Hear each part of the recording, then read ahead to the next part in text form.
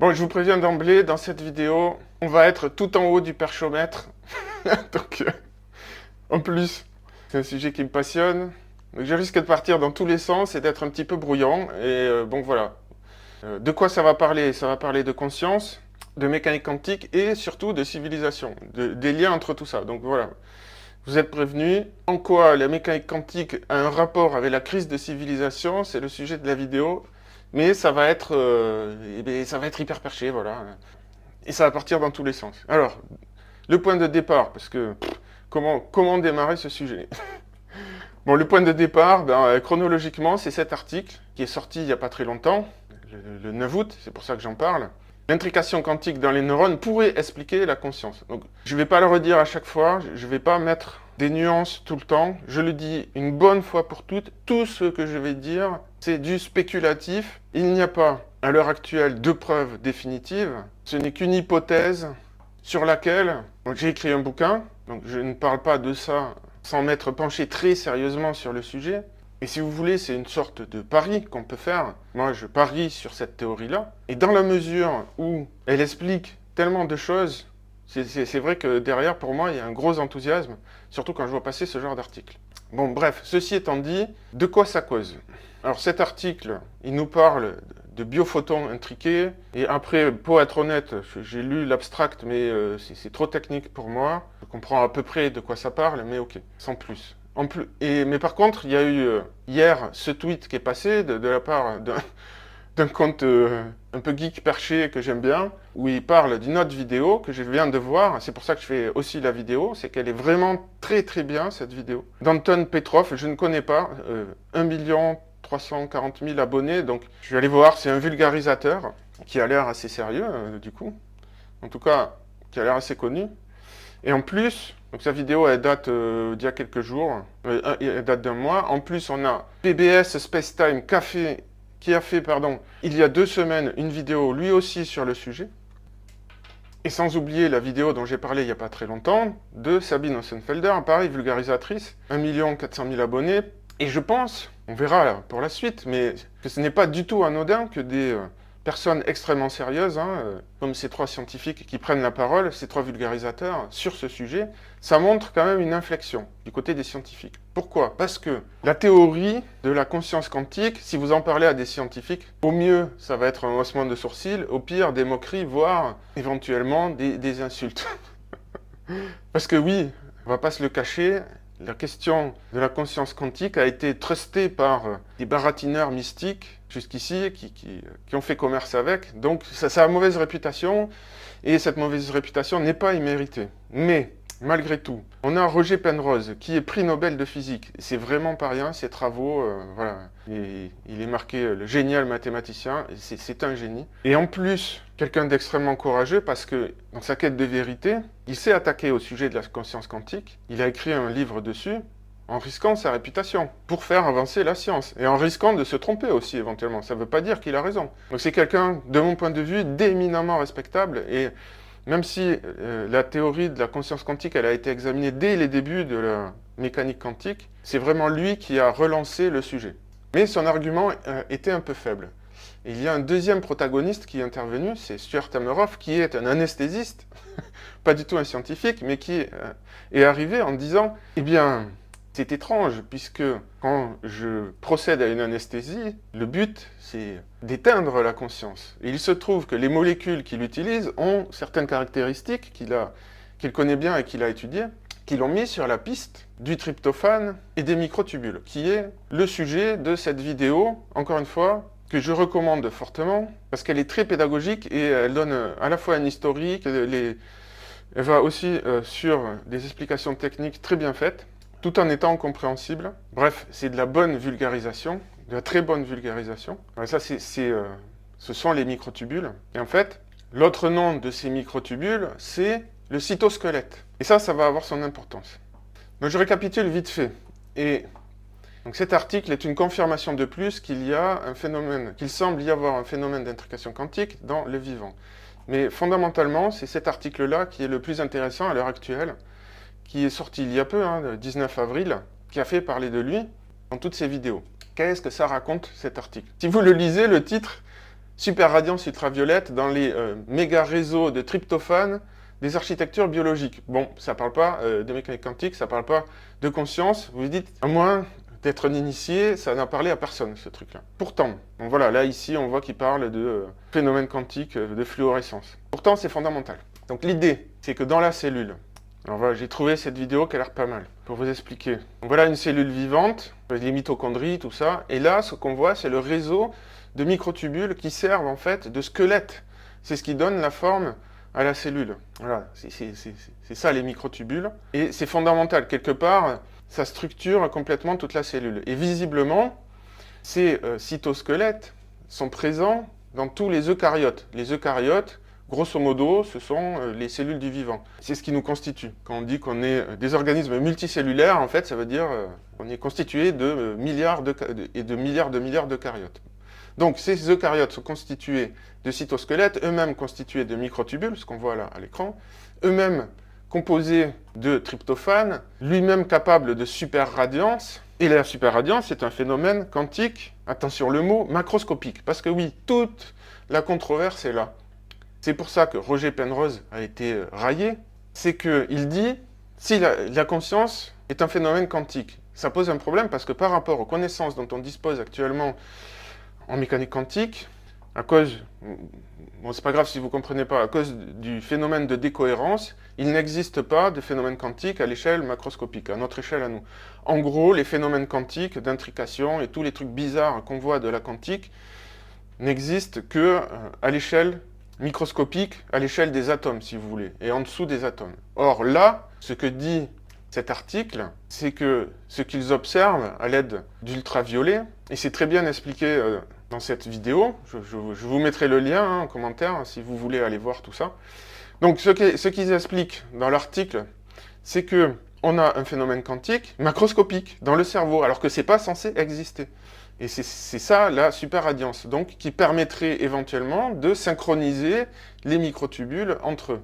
Alors jusque-là, tout ce que j'ai dit, ça paraît très abstrait, je vous ai dit, on est tout en haut du perchomètre, et pourtant, on est face à une question fondamentale sur laquelle se joue, à mon avis, l'avenir de la civilisation occidentale. Et oui, je suis conscient que c'est complètement perché ce que je raconte. Je sais que je vais beaucoup trop loin pour la plupart des gens, mais peu importe, je vais vous expliquer pourquoi. Vous allez comprendre. Ça ne veut pas dire que j'ai raison, ça ne veut pas dire que vous êtes obligé d'être d'accord, mais au moins, si vous comprenez ce que je raconte, déjà, ça ne sera pas si mal. Donc, pourquoi tout ça c'est important ? D'abord, la question de la conscience, c'est une des questions fondamentales, comme qu'est-ce que c'est la vie ? Est-ce que nous sommes tout seuls ? Et dans l'univers, est-ce que l'intelligence existe ailleurs ? Etc. etc. On est dans les questions fondamentales et on n'aura probablement jamais les réponses définitives à tout ça. Mais si on a des éléments de réponse, déjà, ça change tout, c'est absolument phénoménal. C'est comme si on trouvait, ne serait-ce qu'un pauvre microbe sur Mars, même s'il est mort, même s'il est fossilisé, ça changerait tout. Parce que ça voudrait dire que la vie n'est pas apparue que sur Terre. Donc, potentiellement, elle pourrait apparaître partout ailleurs dans l'univers. Donc, potentiellement, elle pourrait aussi s'être développée jusqu'à l'intelligence, etc., etc. Bon, vous comprenez les implications. Là, la question sur la conscience, en fait, on est dans quelque chose de cet ordre-là. On est dans le fondamental. Ça touche tous les domaines de la philosophie, des sciences, de la religion, de la morale, bref, de tout. Vous allez comprendre. Qu'est-ce que ça change si la conscience est un phénomène quantique ? C'est le point de départ de mon livre, et si la conscience était une symphonie quantique. Moi, je suis parti d'une enquête sur le paranormal. Pourquoi ? Et qu'est-ce que je veux vous dire à travers ça ? Les phénomènes quantiques, l'intrication, sans rentrer dans les détails, mais là je fais référence à l'expérience dans les ASP, pour ceux qui connaissent éventuellement, est non locale. L'intrication quantique est non locale. Qu'est-ce que ça veut dire, ce charabia ? Ça veut dire que c'est hors de l'espace et du temps. Et ce n'est pas une hyperbole de ma part, hein. C'est vraiment ce que ça veut dire. Alors dans ces vidéos, il n'aborde pas du tout ce sujet-là. Pour mieux, ça me permet moi de l'aborder. Mais c'est absolument fondamental. D'abord, si la conscience est quantique, et ça, ils le disent eux-mêmes, ça veut dire que nous sommes d'une nature fondamentalement différente de celle des ordinateurs et des IA. Ça veut dire que peut-être que les IA simulent nos processus cognitifs, donc ça veut dire que les IA sont potentiellement réellement intelligentes, mais par contre, elles ne sont pas conscientes, elles ne souffrent pas. Il n'y a pas de conscience phénoménologique, il n'y a pas de douleur dans une IA. Donc ça, déjà, rien que ça, si c'est vrai tout ça, hein, c'est déjà très important en soi. Mais si la conscience est un phénomène quantique non local, alors effectivement, on peut expliquer certains phénomènes paranormaux. Ça permet même de faire la différence entre ce qui est du baratin et ce qui est du vrai paranormal, entre guillemets. Puisque nous avons éventuellement affaire à quelque chose qui est hors de l'espace et du temps. Donc vous comprenez bien qu'avec ce genre de phénomène, on pourrait expliquer des choses. Alors là, je fais de la vulgarisation, ça me gêne de le dire comme ça, c'est plus complexe que ça, il faut lire le bouquin, sinon j'en ai pour des heures à tout réexpliquer. Mais ça peut expliquer des choses comme la télépathie, tout en expliquant pourquoi on ne peut pas reproduire ces phénomènes-là. Donc là, on va continuer à monter en perchitude, hein. On va continuer à aller encore plus loin sur le perchomètre. Là, je suis par là, je suis en train de... Bon, le naturalisme, voilà, c'est... On ne fait pas appel aux forces surnaturelles, donc je suis déjà là en train de parler de paranormal, mais en disant, ah ben non, en fait, il y aurait deux paranormales. Un faux paranormal qui est ce qu'on appelait avant le surnaturel, donc des interventions, des dieux, des machins, des bidules qu'on ne peut pas expliquer, mais là... Je suis en train de dire qu'il y aurait des phénomènes naturels, paranormaux, donc pas surnaturels, je me répète, mais pour que ce soit clair, qui pourraient exister. Si vous voulez, pour faire plus simple, des phénomènes de l'esprit, je ne suis pas en train de dire qui agissent sur la matière, en fait je dis même l'inverse, puisque je dis, si des phénomènes paranormaux existent, ils existent sans violer les lois de la nature. Le naturalisme, c'est ça que ça veut dire, hein. Les lois de la nature, naturalisme, c'est la même chose. Donc, si la conscience est quantique, ça permet ça. Ça permet d'expliquer comment la conscience est reliée à la matière, comment l'esprit est relié au corps, finalement. Et donc on sort du dualisme cartésien. Et si on sort du dualisme cartésien, on sort forcément du matérialisme. Ça ne veut pas dire qu'on retombe dans les religions, dans les superstitions. Ça ne veut pas dire, ça y est, tout d'un coup, l'astrologie c'est vrai. Non, non, pas du tout. L'astrologie... Les preuves s'accumulent que ça ne fonctionne pas, mais ça veut dire qu'il y a potentiellement un lien d'esprit à esprit qui dépasse les notions d'espace et de temps, qui est instantané, enfin qui fait fi de l'espace et du temps. Et comme je l'ai dit, ça concerne les eucaryotes, pour ce qu'on en sait à l'heure actuelle. Alors peut-être que les phénomènes quantiques sont limités finalement, qu'il faut une certaine concentration de microtubules, bon ça, on n'en sait rien, mais a priori, moi j'ai plutôt tendance à penser que c'est un phénomène de résonance quantique, et donc que ça... peut potentiellement relier tout le vivant. Donc, ça explique, ça répond à la question de la décombinaison. C'est une question philosophique sur la nature de la conscience, je ne vais pas m'étendre dessus. Si vous connaissez, ben, vous irez creuser la question, ou vous me posez des questions en commentaire éventuellement, si vous voulez plus d'informations sur le sujet. Parce que si je parle là-dedans, il y en a pour des heures et des heures. Bref, ce que je veux dire, c'est que ça met fin à l'opposition cartésienne, dualiste entre la matière et l'esprit. Donc ça met fin au matérialisme. Et ça, vous avez bien compris, c'est fondamental. Mais ça ne s'arrête pas là. C'est-à-dire que potentiellement, ce lien quantique peut exister entre toutes cellules vivantes. Ça veut dire que vous avez un esprit, mais peut-être qu'un microbe a un esprit, peut-être qu'un groupe de microbes a un esprit, peut-être qu'une plante a un esprit, peut-être qu'une forêt a un esprit, peut-être que tout ce qui produit de la cognition a un esprit. Ce qui veut dire que peut-être Gaïa, l'esprit de la Terre, existe. Ça ne veut pas dire, attention, ne me faites pas dire ce que j'ai pas dit, ça ne veut pas dire que Gaïa, si elle existe, s'il y a un esprit à l'échelle de la planète, ça ne veut pas dire qu'il faut anthropomorphiser et qu'elle réfléchit comme nous, qu'elle réfléchit aux mêmes choses que nous, qu'elle s'intéresse à la morale, à notre morale, à la manière dont nous voyons les choses, pas du tout. Ça veut juste dire que peut-être il y avait une part de vrai dans les paganismes, dans l'animisme, et que l'ensemble du vivant est relié. Finalement, c'est ce que disent les mystiques, certains mystiques en tout cas, qu'on peut transcender l'espace et le temps, mais aussi son ego, et donc se libérer de l'identification à la biologie, au moins temporairement, et se connecter au reste du vivant. C'est pour ça que je vous disais, nous sommes face finalement à une réponse à la perte de sens de notre civilisation qui s'est, même si c'est un peu un lieu commun sur lequel je ne suis pas tout à fait d'accord, mais bon, qui s'est un peu égaré dans le matérialisme et qui a oublié les notions de transcendance. C'est-à-dire ce qui nous relie, mais pas de manière abstraite, de manière très concrète, de manière, j'ai envie de dire, charnelle, dans le sens où on peut le vivre, de manière phénoménologique, ça serait plus précis de le dire comme ça, mais je ne vais pas forcément être compris, au reste du vivant. Donc ça réconcilie le matérialisme et le mysticisme, quelque part. C'est tout le sujet de mon bouquin. Et ça a des répercussions, évidemment, sur l'ensemble de la société. Puisque ça veut dire, les scientifiques avaient une part de la vérité, les religieux et les mystiques avaient une autre part de la vérité. Et là, maintenant, on sait faire la part des choses et comment réconcilier les deux, grâce à la conscience quantique. Encore une fois, hein, c'est tout le sujet de mon bouquin. Hein. C'est explorer cette question, mais aussi toutes les répercussions que ça peut avoir dans la société. D'ailleurs, j'ai employé le mot religion, peut-être que le mot plus adapté aurait été spiritualité.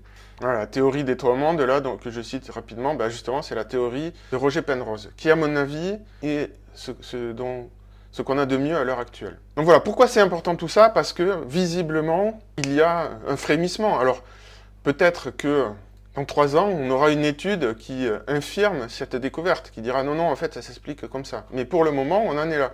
Il y a de plus en plus de micro-confirmations, on va dire, qu'il y a bel et bien un phénomène quantique, au moins dans le cerveau, si ce n'est dans l'ensemble du corps. Ça, c'est plutôt ma théorie, hein, que c'est l'ensemble du corps qui est concerné, mais bon, on verra. Le fait que des vulgarisateurs en parlent, et qu'ils disent eux-mêmes, hein, bon, ben finalement, peut-être qu'on s'est moqué à tort de Roger Penrose, et que sa théorie n'était pas si farfelue que ça. C'est vraiment ce qu'ils disent. Hein.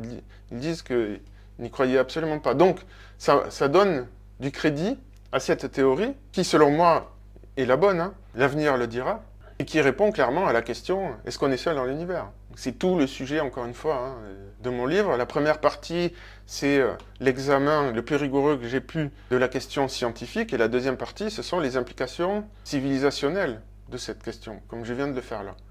Donc moi, ouais, quand je vois passer ce genre de news, bon, je saute sur ma chaise. Je me dis, bah génial, on progresse petit à petit. Alors je sais que ça va mettre des années, parce que là, maintenant, certains scientifiques ont vu ça, ils vont se dire, ah ben ça c'est intéressant, on va essayer de reproduire. Alors, il faut avoir les labos, il faut avoir l'équipement, tout ça, pour faire ce genre de choses. C'est de la mécanique quantique, c'est pas partout. Ils sont pas tous intéressés par ces questions-là, ils ne suivent pas tous ces vidéos de vulgarisation, mais bon, petit à petit, je pense que ça va faire son chemin. Donc voilà, si vous voulez avoir, à supposer que j'ai raison, c'est un pari, si vous voulez avoir entre, je sais pas, 20, 30 ou 50 ans d'avance,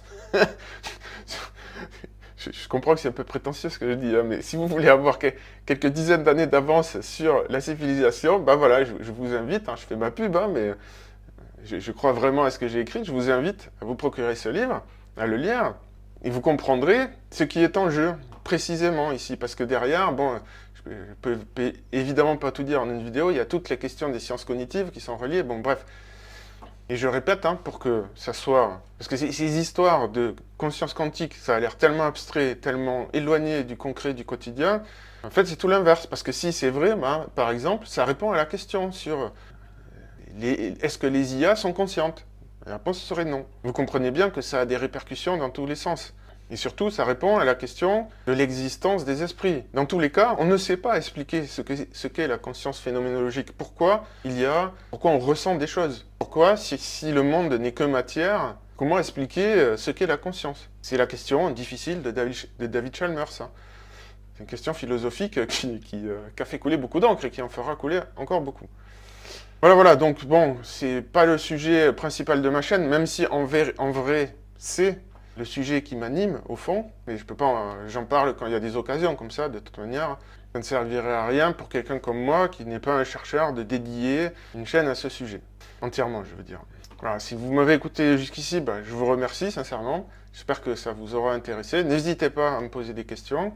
J'ai conscience que pour ceux qui ne sont pas scientifiques, c'est très abstrait, pour ceux qui n'ont pas été un petit peu initié à la philosophie, c'est aussi très abstrait. Pour ceux qui, à l'inverse, ont des connaissances scientifiques, ça peut paraître complètement mystique. Et c'est justement pour ça que je fais une vidéo dessus, c'est pour montrer, bah regardez, oui, c'est mystique, mais on commence à avoir des scientifiques, tout ce qu'il y a de plus rationnel et sérieux, qui sont intrigués par la question.